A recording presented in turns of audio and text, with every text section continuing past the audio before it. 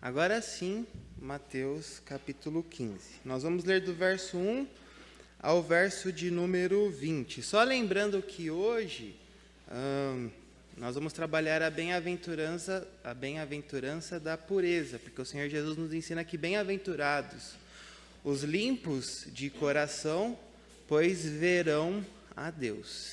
Então a gente vai falar sobre essa pureza de coração, a verdadeira pureza. Então, Mateus 15, do verso 1 ao verso 20 é o texto dessa manhã, e diz assim a palavra do Senhor nosso Deus. Então vieram de Jerusalém a Jesus alguns fariseus e escribas e perguntaram: por que transgridem os teus discípulos a tradição dos anciãos, pois não lavam as mãos quando comem? Ele, porém, lhes respondeu: por que transgredi vós também o mandamento de Deus por causa da vossa tradição? Porque Deus ordenou: honra a teu pai e a tua mãe, e quem maldisser a seu pai ou a sua mãe seja punido de morte. Mas vós dizeis: se alguém disser a seu pai ou a sua mãe, é oferta ao Senhor aquilo que poderias aproveitar de mim, esse jamais honrará a seu pai ou a sua mãe. E assim invalidastes a palavra de Deus por causa da vossa tradição. Hipócritas! Bem profetizou Isaías a vosso respeito, dizendo: este povo honra-me com os lábios, mas o seu coração está longe de mim. E em vão me adoram, ensinando doutrinas que são preceitos de homens. E tendo convocado a multidão, lhes disse: ouvi e entendei. Não é o que entra pela boca o que contamina o homem, mas o que sai da boca, isto sim contamina o homem. Então, aproximando-se dele os discípulos, disseram: sabes que os fariseus, ouvindo a tua palavra, se escandalizaram? Ele, porém, respondeu: toda planta que meu Pai Celestial não plantou será arrancada. Deixai-os, são cegos, guias de cegos. Ora, se um cego guiar a outro cego, cairão ambos no barranco. Então lhe disse Pedro: explica-nos a parábola. Jesus, porém, disse: também vós não entendeis ainda? Não compreendeis que o que entra pela boca desce para o ventre e depois é lançado em lugar escuso? Mas o que sai da boca vem do coração, e é isso que contamina o homem, porque do coração procedem maus desígnios, homicídios, adultérios, prostituição, furtos, falsos testemunhos, blasfêmias. São estas as coisas que contaminam o homem, mas o comer sem lavar as mãos não o contamina. Vamos orar mais uma vez? Senhor nosso Deus, nosso amado Pai, Senhor, queremos te pedir que nesse momento tu fales ao nosso coração. A tua palavra foi lida e ela é poderosa para mudar as nossas vidas. A tua palavra, Senhor, ajuda-nos a viver uma vida de pureza diante de ti. Que o teu Santo Espírito nos ilumine nesse momento, Pai, para que possamos entender a tua vontade para as nossas vidas. É o que te pedimos, no nome do teu Filho amado Jesus. Amém, Pai. Meus irmãos, eu me lembro de um evento, alguns anos atrás, que eu estava participando, um evento da igreja, e nesse evento havia alguns homens jogando futebol, e de repente, um dos jogadores soltou um palavrão. No meio do jogo, assim, num evento da igreja, esse irmão soltou um palavrão, e eu estava sentado bem do lado do pastor. Na época não era o pastor César, era o pastor Laércio na época. A gente estava sentado assim, um do lado do outro. Esse homem olhou para ele e disse assim: ô pastor, foi mal. Falei um palavrão, mas o coração tá puro diante de Deus. E aí na hora eu lembrei, mas a boca fala, o coração tá cheio, né? Então, foi espantoso que para aquele homem, né, ele falando aquilo, ele percebeu que estava errado, mas disse assim: não, o coração é o que importa, o coração tá limpinho. Então eu posso ter falado palavrão aqui e não tem problema. E eu estava conversando faz pouco tempo, agora sim, com o pastor César, sobre esse hábito que tem se tornado, infelizmente, cada vez mais comum dentre os crentes de falarem palavrão. Né? Às vezes você vê alguém soltando um palavrão de uma forma tão natural assim, e eu não sei se a pessoa percebe, espero que perceba, ou às vezes a pessoa nem percebe que soltou, mas quem está em volta percebe que ela falou e fica assim, olha lá, fulano falou palavrão. E a gente fica vendo isso, e a conclusão que o pastor e eu chegamos é que provavelmente, não é todos os casos, mas muito provavelmente, a pessoa que deixa escapar um palavrão assim, à toa, é porque na vida deve ficar falando palavrão.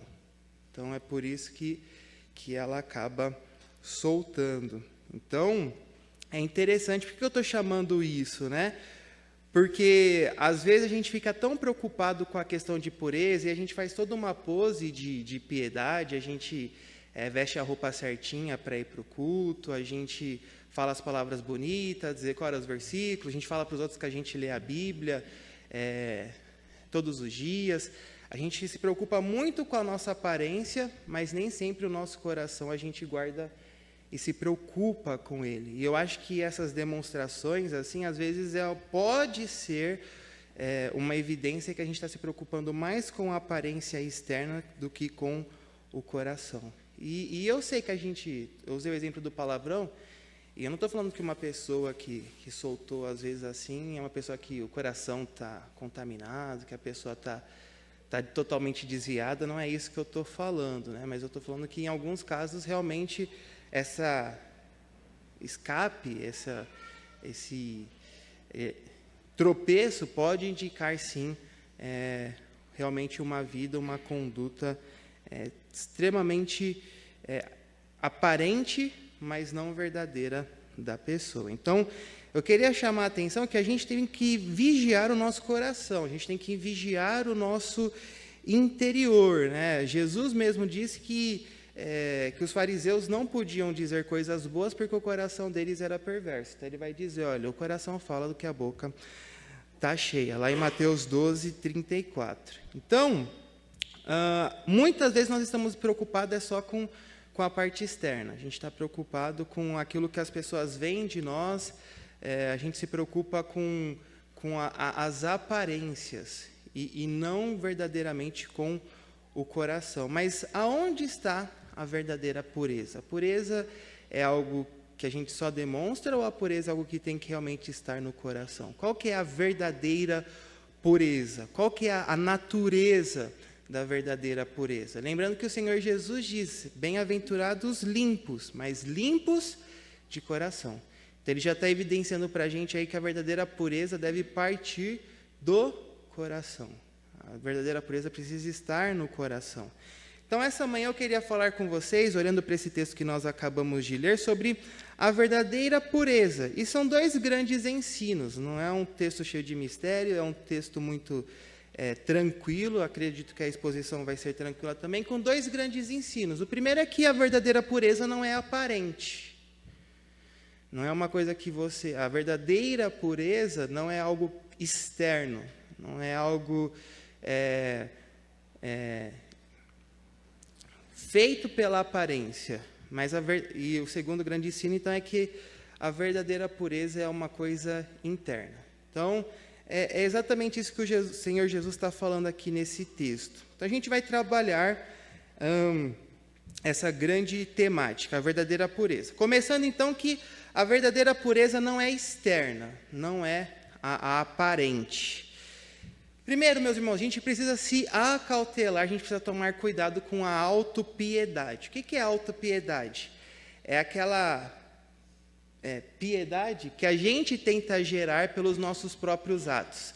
É aquela, vou até chamar assim, mas eu sei que tomar cuidado, aquela encenação que a gente faz para que as pessoas vejam a nossa aparência de crente. Então, você faz toda uma encenação, você tem uma postura diferente, você veste as roupas do crente, você fala os jargões crentes, para que as pessoas olhem para você e falem assim, olha, esse aqui é uma pessoa verdadeiramente crente. Olha como ele é. Olha a roupa dele. Ele está lá bem vestidinho, está alinhado de cima a baixo.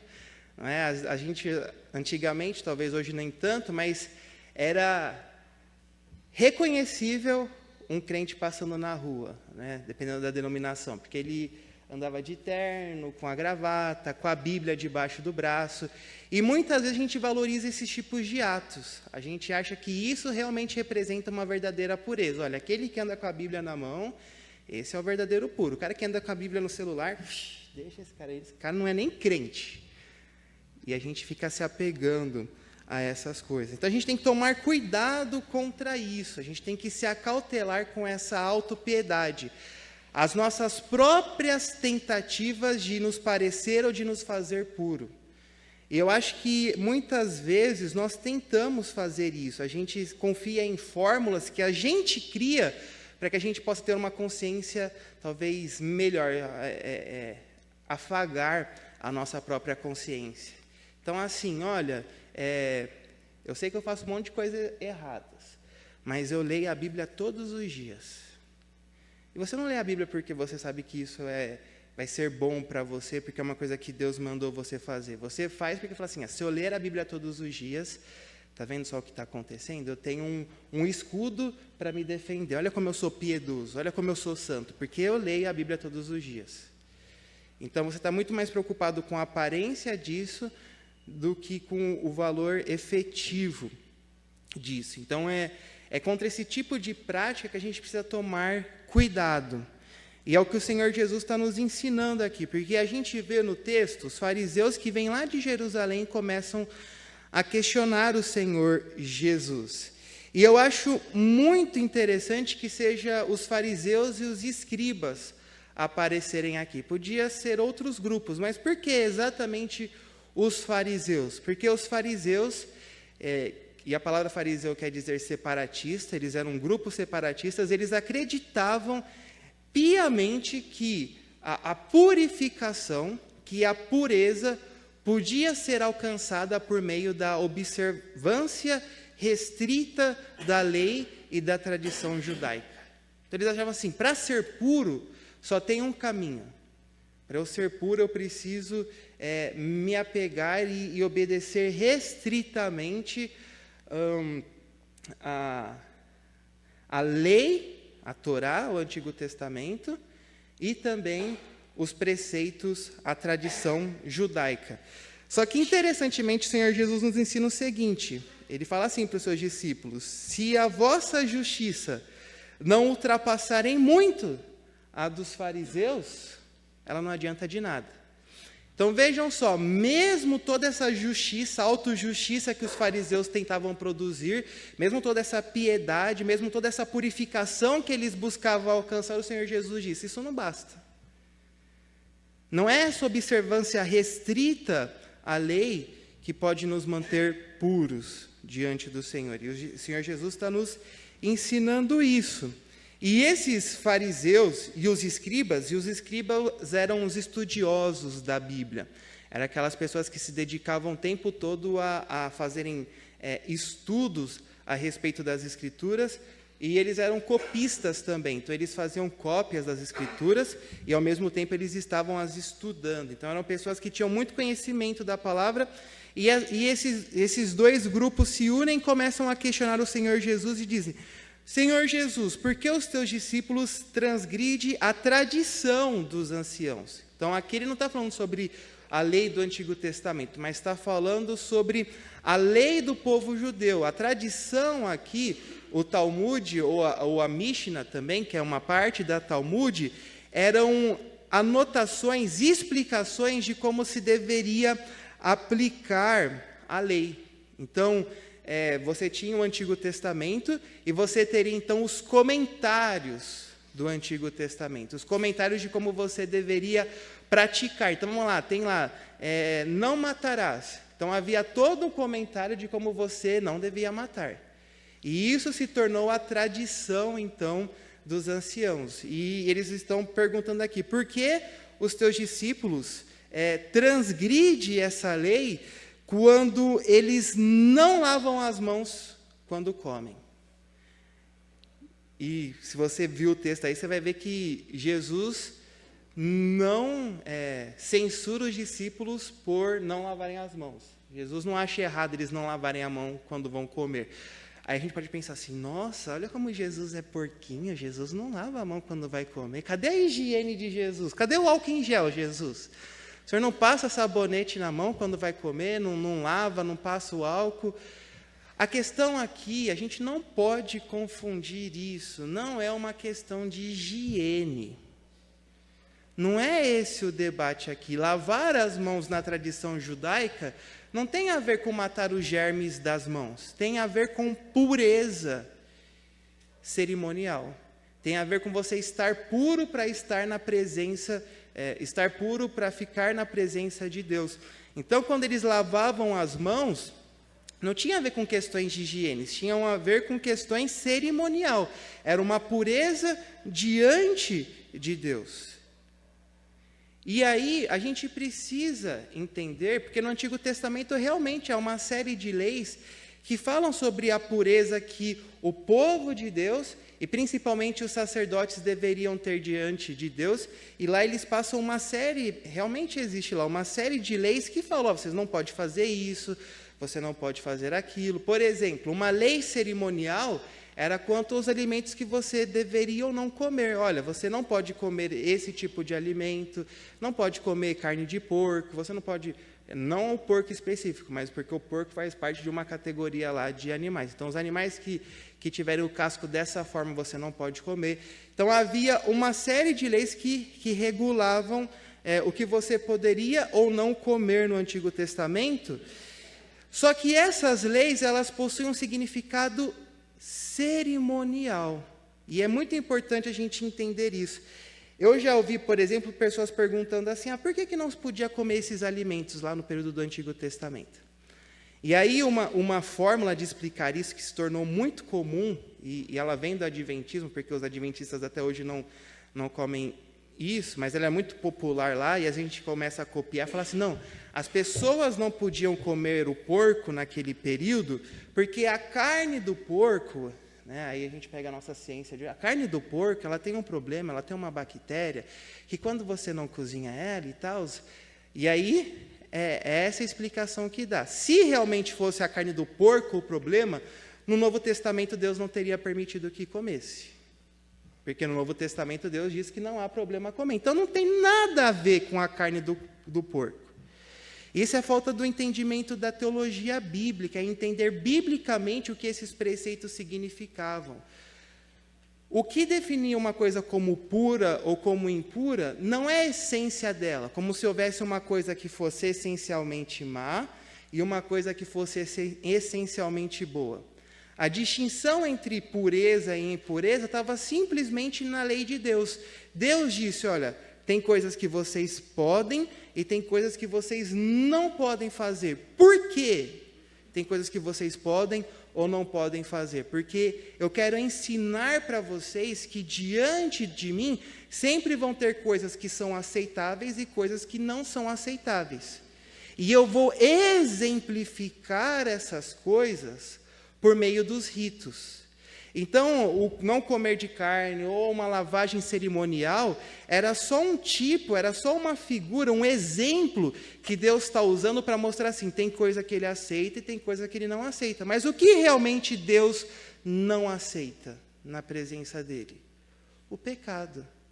Então, essas coisas começaram a ganhar um valor moral, então começou a ser certo ou errado, pecado ou não comer o porco, mas para que representasse que Deus não aceita o pecado. Mas não é porque essas coisas tivessem em si mesmo um aspecto negativo. Se tivesse, nem no Novo Testamento a gente poderia comer ou fazer algumas coisas. Então, a gente tem que entender o verdadeiro significado dos ritos e o verdadeiro significado dessa lavagem de mão, então. Quando você lavava a mão antes de comer, o que os fariseus estavam dizendo era o seguinte, eu passei o dia inteiro nas ruas, e vai lá que eu esbarrei num gentil. Então, eu sou judeu, sou circuncidado, mas o pastor não é. O pastor, ele é de um outro povo, outro lugar, ele é um gentil, e eu estou andando na rua e esbarrei no pastor. Ele é gentil, ele é impuro, ele não faz parte do povo de Deus. Então, olha só, eu fiquei impuro também. E agora estou cheio de impureza por fora. Se eu que toquei no pastor, pegar lá vamos supor que o pastor é vendedor de de miçanga, tá bom? Vou dar só um exemplo. O pastor está vendendo miçanga na feira e eu estou tocando as miçangas que o pastor fez. Olha que colar bonito esse aqui, essa miçanga. Se eu toquei uma coisa que um gentil tocou, eu também me tornei impuro. Então, eu voltei para casa, estou cheio de impureza. Se eu pegar a minha comida, se eu tocar no pão e colocar na boca, na mentalidade do judeu, o que ia acontecer? A impureza que estava na minha mão passou para o meu alimento, eu comi, agora essa impureza está dentro de mim. E agora eu estou impuro diante de Deus, eu não sirvo para estar na presença de Deus, eu não posso estar diante de Deus porque eu estou impuro. Então esse era o pensamento do judeu. Então para que isso não acontecesse, o que eu vou fazer quando eu chego em casa? Vou lavar as mãos. E aí o judeu, é interessante, ele jogava, é bem interessante esse ato de você lavar as mãos. Você jogava água pela primeira vez, e aí saía qualquer resquício de sujeira que você tivesse na mão, e depois você tinha que jogar água para tirar a água que já tinha se tornado suja. Então eram 2 lavagens, e a segunda lavagem era para tirar a água que tinha se tornado impura. Então não é só você lavar a mão e secar, porque aquela lá está suja, então você tem que lavar e tirar a água impura. Então esse era o ritual do judeu, porque ele acreditava que fazendo isso, ele estaria puro diante de Deus. Esse rito de lavagem de mãos não tem fundamento bíblico, ela não surge das Escrituras. Ela vem da tradição dos judeus, ela vem dessas formas de você aplicar a lei.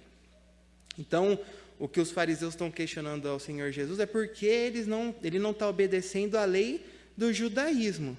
Então, o que eram essas leis do judaísmo? Era uma forma de autopiedade. Era uma tentativa humana de se purificar. É uma forma de dizer assim, eu sou puro, eu sou santo. E a pessoa tentava fazer isso da sua própria forma. E a gente tem que tomar cuidado contra isso. Paulo diz que às vezes na igreja lá, que tá, Colossenses, costumes que têm aparência de piedade, mas não levam para lugar nenhum. Uma das verdades mais libertadoras que eu aprendi, não foi nem no seminário, foi quando eu estava fazendo teologia no Mackenzie ainda, eu aprendi o seguinte: ninguém pode cobrar de você uma coisa que não está na palavra de Deus. E na igreja, sempre as pessoas sentam assim, não, você não pode fazer isso, ó. Não, esse tipo de roupa não é a certa, esse tipo, você não pode sentar desse jeito, olha, você não pode fazer isso, você não pode fazer aquilo. A gente vai criando essas regras, preceitos de homens não conduzem a Deus. A gente tem que tomar cuidado contra isso, porque geralmente quem segue todos esses preceitos, a pessoa parece tão piedosa que a gente se sente mal quando a gente não faz. Não, mas a pessoa chega na igreja, se ajoelha, e eu não cheguei na igreja, não me ajoelhei, eu estou me sentindo mal com isso, acho que estou em pecado diante de Deus. Como, né? Olha como ele é piedoso, ele ora de joelhos, se eu não fizer de joelhos, eu vou estar em pecado. E a gente se sentir constrangido a cumprir leis de homens. Porque a gente presta contas diante da palavra de Deus. Então, tome cuidado com atos que aparentam piedade, mas, como diria Paulo, não tem valor nenhum. Se você ora de joelho ou em pé, se você ora de olho fechado ou aberto, Jesus olhava de olho aberto, ele olhava para os céus e começava a pedir ao Pai. Você tem que fechar os seus olhos na hora de orar. São coisas que a gente vai criando para aparentar piedade. Tome cuidado com isso, porque era o que os fariseus faziam. Se acautele contra a autopiedade. Se acautele contra as tentativas de parecer ou de se tornar puro pela sua própria força. E aí o Senhor Jesus, a partir do verso 3, vai nos ensinar que a gente não pode viver pela aparência. Olha que interessante. Quando eles fazem esse questionamento porque os discípulos não lavam a mão, Jesus pergunta, por que vocês deixam de cumprir a lei de Deus para obedecer às tradições de vocês? O que ele vai usar aqui? O exemplo do 5º mandamento. Qual que é o 5º mandamento? Honra teu pai e tua mãe. E a lei depois aplica isso, né? Quem maldizer ao seu pai ou à sua mãe, que seja punido de morte. Então, a lei falando sobre a honra do pai e da mãe. Mas existia uma lei judaico, uma lei da tradição judaica, uma lei da tradição dos homens, que alguém poderia dizer o seguinte: olha, eu tenho uma propriedade, vamos supor que, melhor do que uma propriedade, eu tenho algum bem assim, pensar num carro, falar assim, olha, eu tenho um carro, só que esse carro que eu tenho, aí vai lá, minha mãe ficou doente, eu falou, filho, você pode me levar no médico? Porque eu estou muito doente, eu preciso ir no médico. Aí eu diria para ela, não mãe, meu carro é corban, meu carro é doron, que quer dizer oferta, no hebraico e no grego. Então isso daqui não pertence a mim, o meu carro não é meu, o meu carro é de Deus, eu fiz dele tesouro do templo, ele pertence à igreja presbiteriana de Vila Buenos Aires. Então, quem assume o controle sobre o meu carro não sou eu, é o conselho da igreja. Então, se o conselho da igreja falar que eu posso usar o meu carro, eu posso. Falar que não, eu não posso. Olha que interessante, ele não perdia o bem ficava com ele. Ele não ia deixar o carro aqui na igreja, o carro ficava comigo. Eu usava para ir comprar pizza, eu usava para ir no cinema, para levar minha namorada para o cinema, eu usava o carro para tudo isso. Só que eu dizia que o controle dele estava debaixo da igreja. Por quê? Porque estando debaixo da igreja, então, quando a minha mãe pedisse, você pode me levar no médico com o seu carro? Eu falava, não posso, não é meu, é da igreja. Então, era isso que os fariseus faziam. Para que eles não usassem os seus bens para servir os seus pais, eles costumavam usar esse subterfúgio, então, que aquilo era um dom, era uma oferta, era algo de Deus. Então, aquilo que é de Deus, eu não posso usar para te ajudar. E ao fazerem isso, então, ao seguirem a tradição dos homens, eles estavam desonrando o Antigo Testamento. Mas imagina só se você falasse, não, meu carro não é meu carro é de Deus. Aí a mãe ia falar, como meu filho é um homem piedoso, olha, o carro dele não pertence a ele, o carro do meu filho é o carro de Deus, o meu filho eu vou de ônibus, mas o meu filho é um homem piedoso.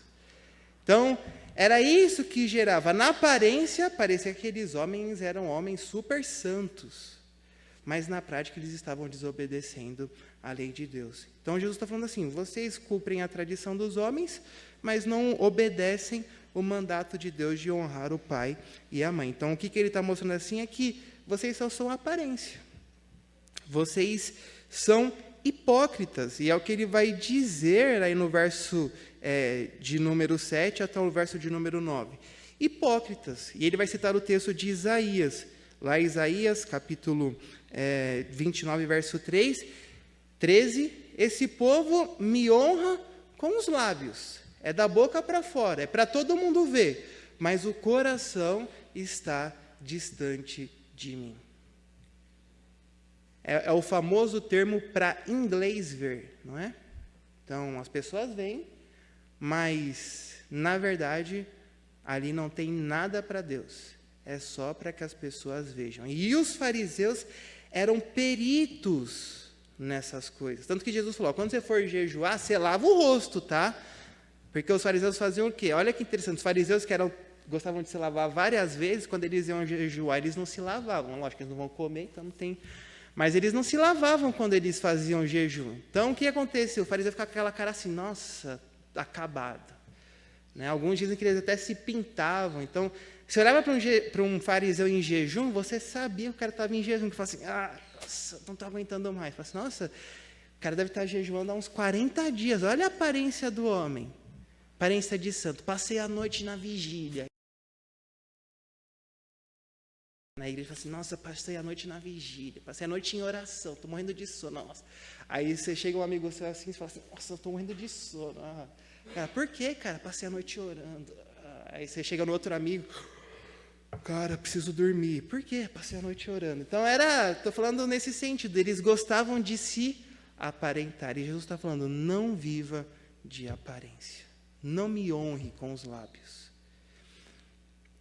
É interessante, não é, que os erros são repetidos de geração em geração.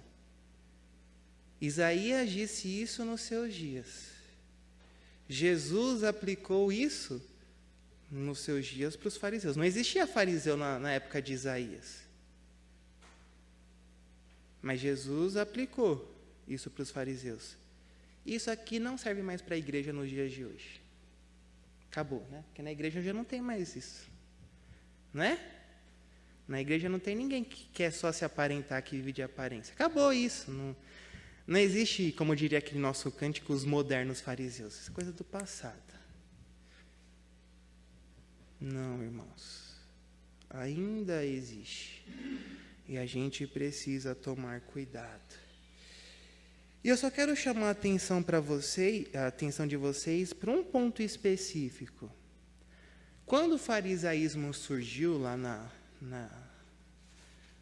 na Palestina, e até fora dela, mas quando o judaísmo surgiu, ele não era uma coisa ruim. Os fariseus viviam numa época em que o povo realmente tinha abandonado a lei, era na época do exílio. E eles viviam ali na Palestina sob o controle dos macedônios, dos gregos.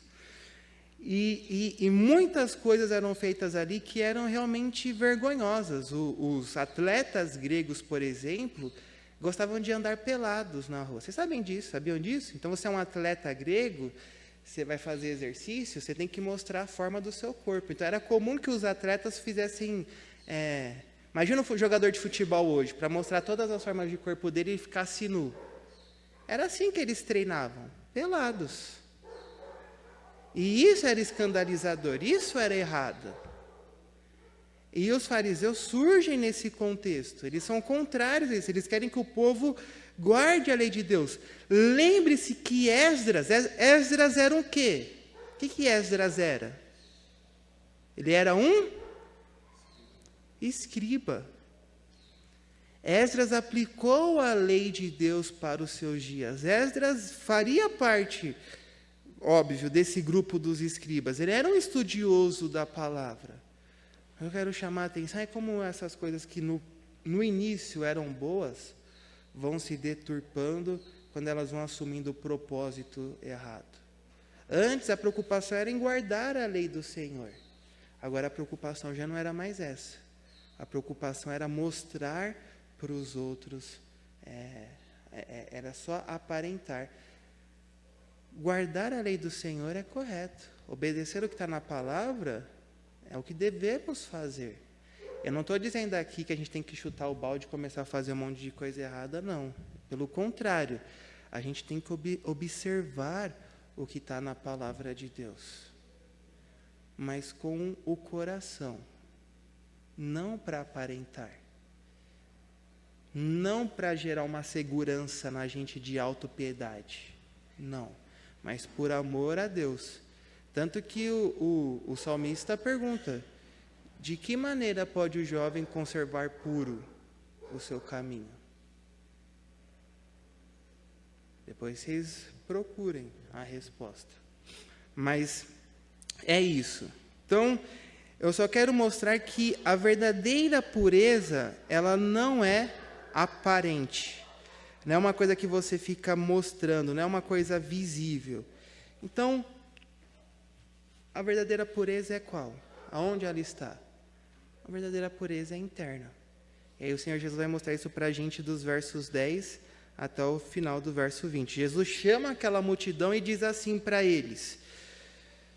Verso de número 11. Não é o que entra pela boca o que contamina o homem, mas o que sai da boca, isto sim contamina o homem.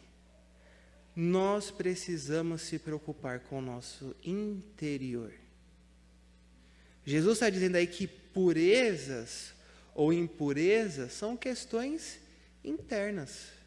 Não é o pão que eu vou pegar e vou comer, isso não vai contaminar, porque se for tratar isso daí é uma questão de higiene. Pode ser que tenha vírus, tenha bactéria que te deixem doente, é uma outra questão. Mas a sua alma, religiosamente, isso não pode ser contaminado por questões externas. Jesus está dizendo que não é o que entra pela boca que contamina, mas o que sai da boca.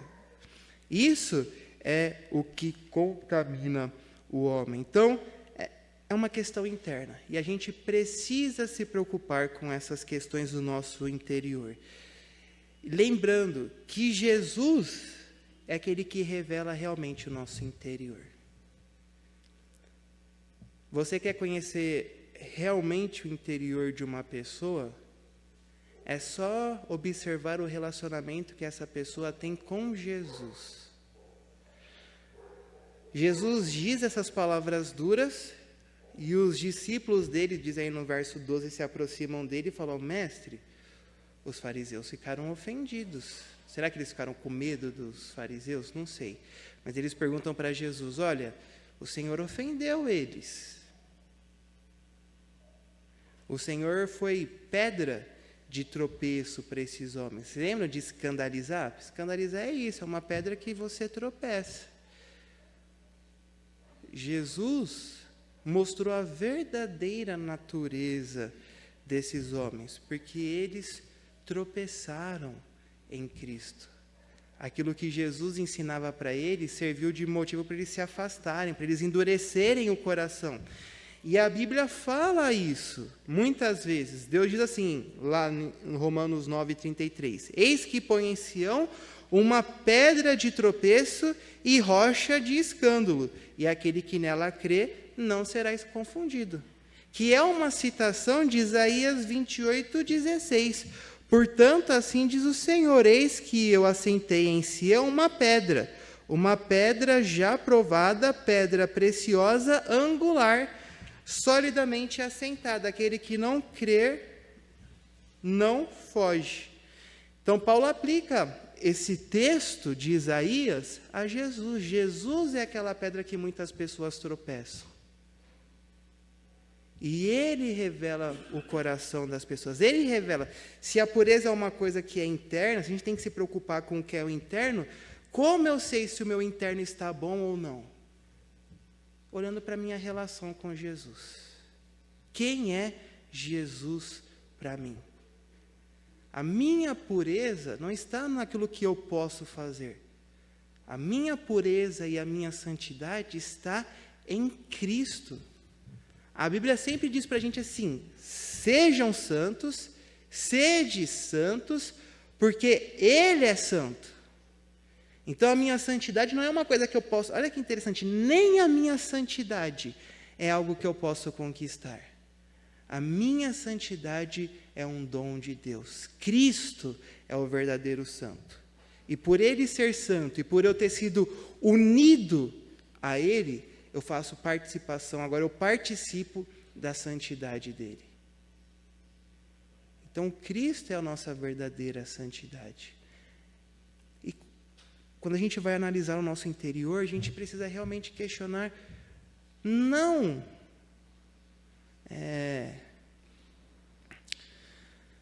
esses aspectos externos que a gente fica se apegando, mas como verdadeiramente eu me relaciono com Cristo. Você já não ora mais porque você tem que fazer 3 orações no dia, virado para Jerusalém, uma às 6, uma ao meio-dia e uma às 6 da noite, às 18. Você não faz oração por conta disso. Você faz oração porque você ama Jesus e sabe que você depende dele e quer pôr diante dele as suas questões. Você não lê a Bíblia para você falar para os outros que leu a Bíblia, para você decorar muitos versículos, para você ganhar ponto na escola dominical. Não, você lê a Bíblia porque você sabe que por meio dela você conhece mais do Senhor Jesus. Então você tem prazer. Tem um teólogo que, embora ele seja meio liberal assim, o Walter Brueggemann, ele tem um artigo muito bom que se chama Dever e Prazer. Ele diz, nós devemos aprender a sentir prazer em obedecer à lei de Deus. E o salmista diz, o meu prazer está em cumprir a lei do Senhor. Salmo 1. Bem-aventurado aquele que não vai se assentar, não vai andar, não vai parar no caminho dos escarnecedores dos ímpios, antes o seu prazer está na lei do Senhor. Então a gente só vai sentir prazer na lei de Deus quando a gente entender que eu não faço aquilo para me tornar piedoso, eu não faço aquilo para alcançar a minha santificação, para ser mais santo, porque eu já sou santo em Cristo Jesus. Mas eu faço todas essas coisas, porque quando eu as faço, eu estou me relacionando com Cristo Jesus. Eu estou experimentando Jesus no meu dia a dia, eu estou experimentando Jesus no meu viver. E é assim que a lei precisa ser vivida. É essa a essência da verdadeira pureza. Tanto que a verdadeira espiritualidade provém de Deus. E a espiritualidade do homem é destrutiva. Veja aí o verso 13. Toda planta que meu Pai Celestial não plantou, vai ser arrancada. Deixa os cegos, deixai-os, são cegos. Eles são guias de cego. Ora, se um cego guiar outro cego, cairão ambos no barranco. O que Jesus está falando assim? Se você não for uma árvore verdadeiramente plantada por Deus, não adianta nada a sua espiritualidade. A verdadeira espiritualidade procede do alto, procede de Deus, vem de Deus, Ele é quem planta. E esses que não são plantados, na hora certa Deus arranca. O que eles são? Deixa eles, porque eles são cegos. Veja como a espiritualidade humana é autodestrutiva. Deixa o cego guiar o cego, os dois vão cair no barranco. Qual que é o problema de dois cegos caminhando juntos? Segundo o texto aqui. É que um acha que sabe. Então o cara é cego, não, eu sei o caminho, eu vou. E o problema é que o outro acredita.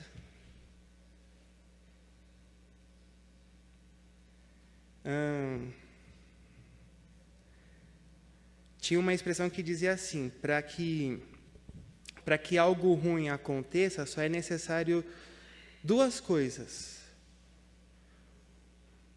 Um estúpido para fazer e outro estúpido para seguir. É só isso que precisa. Então, vamos fazer comigo um novo movimento na igreja. Movimento das 7 semanas, dos 7 jejuns. Me ajuda aí, pastor. 7 semanas dos 7 jejuns, das 7 vigílias da purificação, das 7 lavagens da purificação. Então, vão ser 7 semanas que a gente vai fazer 7 vigílias, 7 jejuns e 7 purificação. E 7 leituras da Bíblia completa. Vai ler 7 vezes a Bíblia em 7 semanas. Aí o cara fala assim, nossa, que da hora, vamos fazer isso na igreja. Nossa, vai bombar a igreja. Aí todo mundo Aí o cara acha que está arrasando e os outros, nossa, como esse cara tem umas ideias... E segue. Não adianta. Então, espiritualidade humana é destrutiva. A verdadeira espiritualidade provém de Deus. E só para a gente encerrar aqui, então, a gente notar, porque os discípulos não entendem o que o Senhor Jesus está dizendo, e Jesus tem que explicar para eles. Sempre Pedro, né? Sempre Pedro fazendo as perguntas. Explica-nos, Senhor. E Jesus, vocês estão tanto tempo comigo, vocês ainda não entenderam ainda? Mas aí o Senhor Jesus se compadece deles e explica. Ele diz assim, vocês não entendem que aquilo que vem de fora não pode contaminar o homem? Há muito tempo atrás, eu devia ter uns 4, 5 anos. Foi muito interessante esse fato. A minha irmã, eles estava no ensino médio ainda, e ela ia fazer ela e as amigas iam comemorar o aniversário de uma das meninas do grupo. E aí, essas meninas foram todas lá em casa, né? O grupo de amigas da minha irmã foram lá em casa para fazer o bolo que elas iam levar para a festa no dia seguinte. E aí estavam lá as amigas da minha irmã e eu achava uma delas muito bonita, assim, eu falava, nossa, que menina bonita e tal. E eu tentei impressionar ela, falei, não, vou impressionar. Eu, com meus 5 anos, vou impressionar essa menina de 16, de 15 anos. Aí eu peguei uma águia de metal, era um broche de metal, em formato de uma águia com 2 pontinhas, e pus na língua, e comecei a falar, olha o que eu sei fazer, ó. Com a águia de metal, olha o que eu sei fazer. Ó. De repente, eu engoli a águia. Aí foi o desespero. Nossa, ele engoliu a águia. Ele comeu a águia. No final, as amigas da minha irmã ficaram me vendo fazer cocô. Porque foi isso que impressionou. Então, vejam só a vergonha. Só que, por que eu estou contando essa história? A águia saiu depois. A águia saiu. Eu lembro de um episódio de Chaves que alguém perguntava assim, o que eu faço o que você faz quando uma criança come uma moeda? A resposta é, só espera. Que você entrou, uma hora também vai sair. O que o Senhor Jesus está falando para a gente é exatamente isso. O que você come, entra, vai no ventre e depois vai para lugares escusos. Isso não pode te contaminar. Mas a verdadeira contaminação vem do coração. E aí ele vai dizer, é do coração que vai proceder os maus desígnios, ou seja, as articulações, né? Os homicídios, os adultérios, a prostituição, os furtos, falsos testemunhos e as blasfêmias. É no coração que está o problema. E a Bíblia ensina para a gente que o coração é a fonte de vida. Provérbios 4, 23. Sobre tudo o que deves guardar, guarda o coração. É ali que a gente tem que manifestar verdadeira pureza. Não na aparência, no coração. O nosso coração precisa ser disposto para Cristo Jesus. Deve pertencer ao Senhor Jesus. Essa é a verdadeira pureza. Não a aparente, não a externa, mas a interna, no coração. E o coração do homem, sobre todas as coisas, a coisa mais corrupta, ela só pode ser moldada pelo Espírito Santo de Deus. Só pode ser transformada, só pode ser purificada pelo poder de Deus, que foi conquistado, não pelos nossos méritos, mas pela obra do Senhor Jesus. Então a gente precisa realmente colocar diante do Senhor o nosso coração. Clamar para que o Espírito nos ajude a viver a pureza que Cristo já conquistou por nós. E a cada dia crescer na santidade que nós já recebemos em Cristo Jesus. É assim que nós devemos proceder. E aqui Jesus, mais uma vez, nos exemplificando a essência das bem-aventuranças. Os limpos de coração, esses verão a Deus. Então, nós precisamos buscar essa verdadeira aparência, não externa. Verdadeira aparência não. Buscar essa verdadeira pureza, não externa, mas interna. Que Deus nos ajude nessa tarefa. Nós vamos orar. Eu vi que o Zé colocou um pedido de oração aí, pode ir.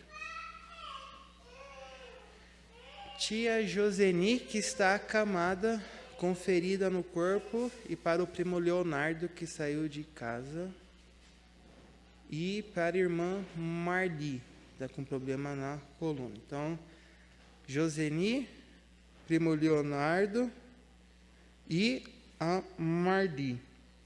Então a gente vai orar por esses 3 irmãos. Eu vou... Pode manter, tá bom, Zé? Só para... Enquanto eu estiver orando. Vou orar encerrando a nossa pregação e também já pedir por esses irmãos e depois a gente vai passar para o momento da ceia. Vamos orar. Senhor nosso Deus, nosso amado Pai, muito obrigado, Senhor, porque não depende de nós a nossa pureza. Não depende de nós nos aproximarmos ou não do Senhor, porque na verdade foi o Senhor que se achegou a nós, o Senhor que nos buscou e o Senhor que nos santificou. E é por conta disso que agora a gente pode viver perto do Senhor. E muito obrigado, Pai, porque se dependesse de nós, nós não conseguiríamos, Senhor. Então, muito obrigado por isso. E te pedimos, Pai, que o Senhor nos ajude a viver uma verdadeira pureza nas nossas vidas. Que o Senhor nos ajude a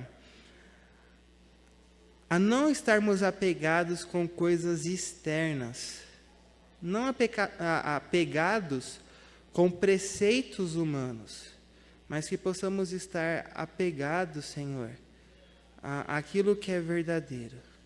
Que possamos guardar o nosso coração, que possamos sentir prazer na Tua palavra, porque ela nos aproxima de Cristo Jesus, porque Cristo Jesus é manifestado nas nossas vidas quando a gente se relaciona com Ele por meio da Tua lei. Nos ajude a guardá-la da maneira correta, mas tão somente e somente, Pai, a Tua lei.